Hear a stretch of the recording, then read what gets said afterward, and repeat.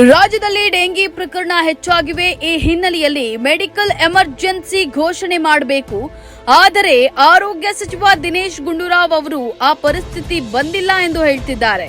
ಸರ್ಕಾರ ಜನರ ಜೀವದ ಜೊತೆ ಆಟವಾಡ್ತಿದೆ ಎಂದು ಸಂಸದ ಜಗದೀಶ್ ಶೆಟ್ಟರ್ ಹೇಳಿದ್ದಾರೆ.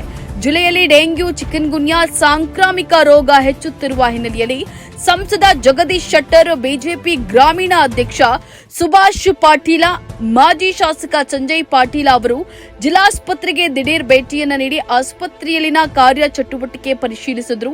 ಡೆಂಗಿ ಪೀಡಿತ ರೋಗಿಗಳೊಂದಿಗೆ ಮಾತನಾಡಿದ ಅವರು ಆಸ್ಪತ್ರೆ ವ್ಯವಸ್ಥೆಯ ಕುರಿತು ಮಾಹಿತಿಯನ್ನ ಪಡೆದುಕೊಂಡರು.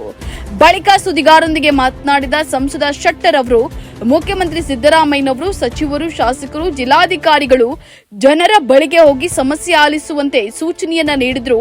ಆಡಳಿತ ಸರಿಯಾಗಿ ನಡೆಯುತ್ತಿಲ್ಲ ಎಂಬುದು ಸಾಬೀತಾಗಿದೆ ಅಂತ ಹೇಳಿ ದೂರಿದ್ದಾರೆ.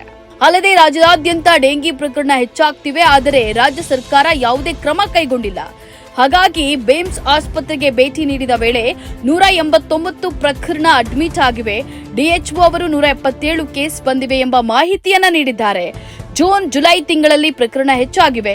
ಇದೇ ವಾರದಲ್ಲಿ 48 ಪ್ರಕರಣ ಹೆಚ್ಚಾಗಿವೆ. ಸರಿಯಾದ ರೀತಿಯಲ್ಲಿ ಚಿಕಿತ್ಸೆ ಕೊಡುವಂತೆ ಸೂಚನೆಯನ್ನ ನೀಡಿದ್ದೇನೆ.